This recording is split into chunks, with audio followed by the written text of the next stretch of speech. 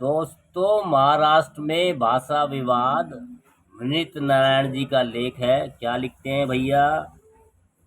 मला ही भाषा येत नाही। भाषा संवाद के लिए होती है, झगड़े उपद्रव के लिए नहीं। झगड़े उपद्रव के लिए लाठीबाजी गोलीबाजी होती है।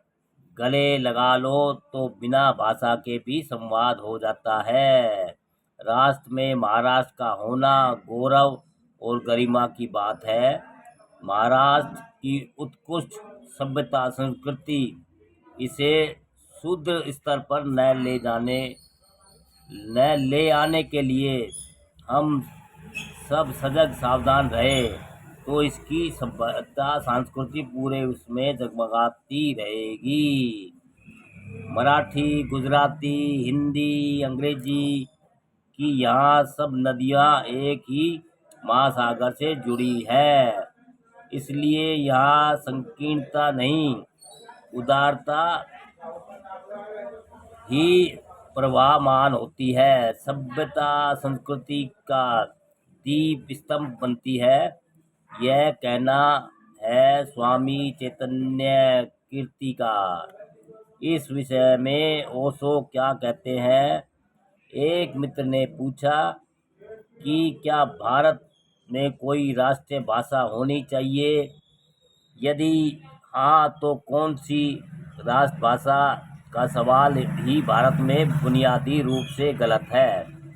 भारत में इतनी भाषाएं हैं कि राष्ट्रभाषा सिर्फ लादी जा सकती है, और जिन भाषाओं पर लादी जाएगी उनके साथ अन्याय होगा। भारत में राष्ट्रभाषा की कोई भी जरूरत नहीं है। भारत में बहुत सी भाषाएं ही होंगी, और आज कोई कठिनाई भी नहीं है राष्ट्रभाषा जरूरी हो। रूस बिना राष्ट्रभाषा के काम चलाता है, तो हम क्यों नहीं चला सकते? आज जो यांत्रिक व्यवस्था हो सकती है संसद में बहुत थोड़े खर्च में, जिसके द्वारा एक भाषा सभी भाषाओं में अनुवादित हो जाए, लेकिन राष्ट्रभाषा का मोह बहुत महंगा पड़ रहा है। भारत की प्रत्येक भाषा राष्ट्रभाषा होने में समर्थ है। इसलिए कोई भी भाषा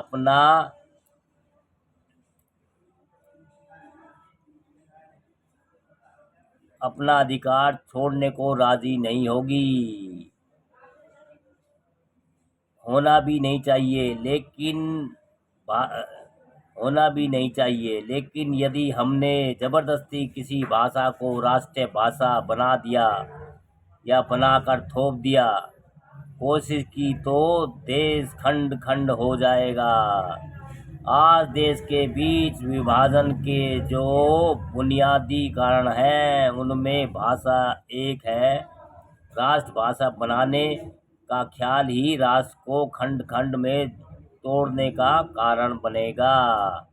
अगर राष्ट्र को बचाना हो तो राष्ट्रभाषा से बचाना पड़ेगा, और अगर राष्ट्र को मिटाना हो तो राष्ट्रभाषा की बात आगे भी जारी रखी जा सकती है। मेरी दृष्टि में भारत में कितनी भाषाएं बोली जाती हैं? सब राष्ट्रीय भाषाएं हैं, उनको सम्मान आदर उपलब्ध होना चाहिए।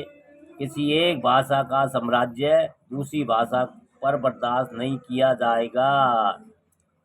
वह भाषा चाहे हिंदी हो और चाहे कोई और हो। कोई कारण नहीं है कि तमिल, तेलुगु, बंगाली या गुजराती को हिंदी दबाए, लेकिन गांधी जी के कारण कुछ बीमारियां इस देश में छूटी।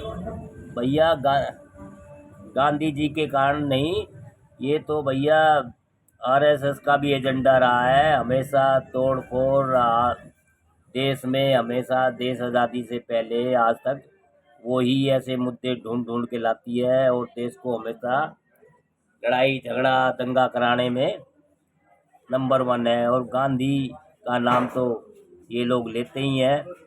और उनमें एक बीमारी हिंदी राष्ट्रीय भाषा का वहम देने की भी है।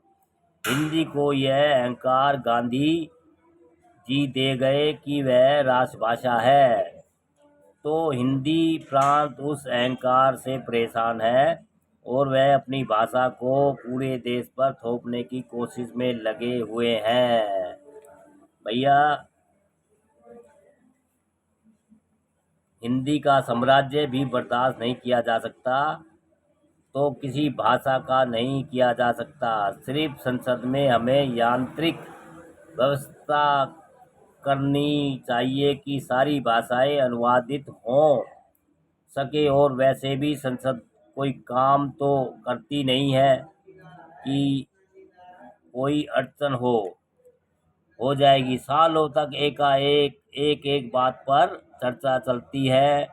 थोड़ी देर और चल लेगी तो कोई फर्क नहीं होने वाला है। संसद कुछ करती हो तो भी विचार होता है कि कहीं कार्य में बाधा न पड़ जाए। कार्य में कोई बाधा पड़ने वाली नहीं मालूम होती। फिर भी मेरी दृष्टि में यह भी है कि यदि हम राष्ट्रीय भाषा को थोपने का उपाय करें तो शायद 20-25 वर्ष में कोई एक भाषा विकसित हो और धीरे धीरे राष्ट्र के प्राणों को घेर ले। वह भाषा हिंदी नहीं होगी, वह भाषा भारतीय होगी। उसमें तमिल के शब्द भी होंगे, तेलुगु के भी, अंग्रेजी के भी, गुजराती के भी और महाराष्ट्र के भी। बस एक मिश्रित नई भाषा होगी जो धीरे धीरे भारत के जीवन में विकसित हो जाएगी। लेकिन अगर कोई शुद्धतावादी चाहता है कि शुद्ध हिंदी को राष्ट्रीय भाषा बनाना है, तो यह सब पागलपन की बातें हैं। इसमें कुछ हित नहीं हो सकता। यह तो थी ओशो की सोच। महाराष्ट्र एक ऐसा राज्य है जो अपनी सांस्कृतिक समृद्धि और मराठी भाषा के लिए जाना जाता है। आज भाषा विवाद के कारण चर्चा में है। मराठी इस राज्य की आत्मा है, न केवल एक भाषा है, बल्कि महाराष्ट्र की पहचान, इतिहास और गौरव का प्रतीक भी है। हाल ही के वर्षों में मराठी भाषा के उपयोग और सम्मान को लेकर कई विवाद सामने आए हैं, जो सामाजिक और राजनीतिक स्तर पर तनाव का कारण बन रहे हैं। महाराष्ट्र में मराठी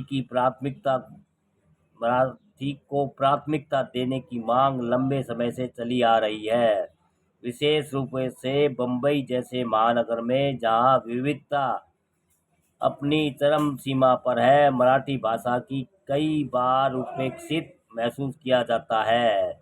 गैर मराठी भाषी समुदाय की उपस्थिति और वैश्वीकरण के प्रभाव ने मराठी के उपयोग को कुछ हद तक सीमित किया है।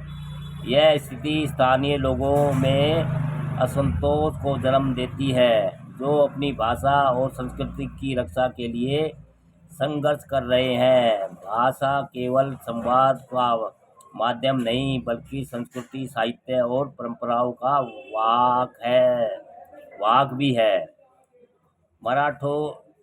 मराठी साहित्य, जिसमें संत ज्ञानेश्वर से लेकर आधुनिक लेखकों तक का योगदान शामिल है, जो विश्व स्तर पर अपनी गहराई के लिए जाना जाता है। फिर भी सरकारी कार्यालयों, शिक्षण संस्थाओं और सार्वजनिक स्थानों पर मराठी के उपयोग में कमी देखी जा रही है।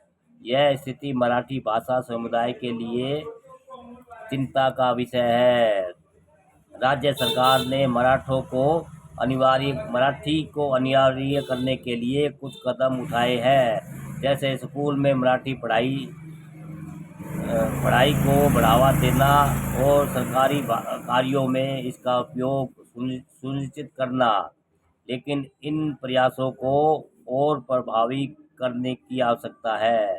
साथ ही मराठी के प्रति सम्मान को बढ़ावा देने के लिए सामाजिक जागरूकता भी जरूरी है। गैर मराठी भाषा लोगों को भी मराठी सीखने के लिए प्रोत्साहित करना चाहिए, ताकि सामाजिक एकता मजबूत हो। मराठी भाषा या देश की अन्य भाषा का संरक्षण केवल एक राज्य की जिम्मेदारी नहीं, बल्कि यह हमारी भाषा सांस्कृतिक धरोहर का हिस्सा है। विवादों को सुलझाने के लिए संवाद और सहयोग जरूरी है। मराठी व अन्य भाषाओं को उनका उचित स्थान दिलाने के लिए हम एकजुट होकर प्रयास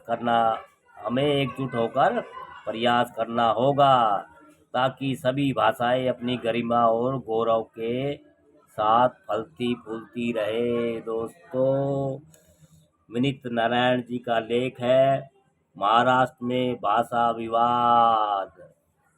दोस्तों, आप अच्छा लेख है, आपको अच्छा लगे तो भाई लाइक कमेंट शेयर भी करते रहिए दोस्तों।